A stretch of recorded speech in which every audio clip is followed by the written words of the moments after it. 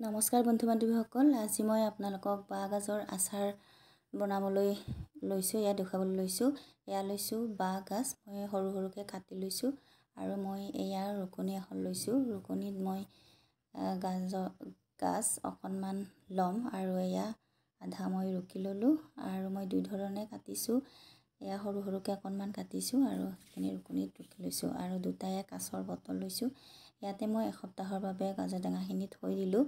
তাতে মই পানী দি দিছোঁ বাঁহৰ গাজখিনি ওপৰ অহালৈকে আৰু এসপ্তাহ পিছত আপোনালোকক মই আচাৰখিনি দেখুৱাই আছোঁ। আৰু এসপ্তাহ হৈ গ'ল। এয়া বাঁহ গাজখিনি বটলৰ পৰা উলিয়াই মই হাতেৰে চেপি ল'লোঁ পানীখিনি আৰু এয়া এটা মই কাঁচৰ বাউল লৈছোঁ।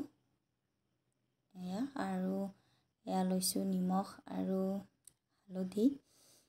মই নিমখ হালধিখিনি এতিয়া বাঁহ গাজত সানিম আৰু 2 ঘণ্টামান সময়ৰ বাবে এয়া ৰ'দত দিছোঁ। ৰ'দত দি আহি পুনৰ এয়া কাঁচৰ বাল্টিত লৈ লৈছোঁ আৰু এইখিনি মই 10 মিনিটমান সময় এনেকৈ ঢাকি ৰাখিছোঁ। এতিয়া মই ইয়াতে নহৰু এড কৰিম। এয়া কেইফুটামান কেঁচা নহৰু লৈছোঁ আৰু এই খুন্দনাটোত মই অলপমান থেতিলাই লৈছোঁ। একেবাৰে মিহি কৰি দিয়া নাই, অলপমান জাষ্ট থেতিলাই লৈছোঁ আৰু এইখিনি এতিয়া বাঁহ গাজৰ ওপৰত মই ভালদৰে মিহলাই দিম। এয়া মই নহৰুখিনি মিহলাই দিছোঁ আৰু নহৰু দিলে ইয়াতে এটা ধুনীয়া গোন্ধ আহে। আৰু ইয়াতে মই এতিয়া এড কৰিম ভোট জলকীয়া। মোৰ ভোট জলকীয়াৰ আচাৰ কৰা আছিলে আৰু 150 গ্ৰাম বটলৰ মই আধা এই বাঁহ গাজখিনিত ভোট জলকীয়া দি দিম। এয়া দি দিছোঁ আৰু এইখিনি এতিয়া মই ভালদৰে মিহলাই দিম। ভোট জলকীয়া আৰু বাঁহ গাজৰ কম্বিনেশ্যনটো খুব সুন্দৰ হয়।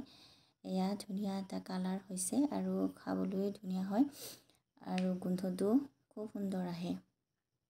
এয়া ভোট জলকীয়া দিছোঁ মই বাঁহ গাজৰ আচাৰত আৰু ইয়াতে মই এতিয়া এড কৰিম কেঁচা মিঠাতেল। মই এয়া অলপ অলপকৈ তেল দি পেলাই ভালদৰে লাৰি আছোঁ আৰু আপোনালোকে তেলখিনি গৰম কৰিও দিব পাৰে, কিন্তু বাঁহ গাজৰ যিটো গোন্ধ সেয়া কেঁচা মিঠাতেলত পোৱা যায় আৰু আপোনালোকৰ এয়া আচাৰ তৈয়াৰ হৈ গ'ল। মই এতিয়া কাঁচৰ বৈয়ামটোত আকৌ থৈ দিছোঁ আৰু মই যিহেতু বিক্ৰী কৰোঁ আচাৰ, সেইকাৰণে মই পেকেজিঙো কৰিছোঁ। এয়া বাঁহ গাজৰ আচাৰ 150 গ্ৰামৰ বটল হয় এয়া আৰু আপোনালোকে এইখিনি এতিয়া বছৰ জুৰি সংৰক্ষণ কৰিব পাৰিব কাঁচৰ বৈয়ামত থৈ।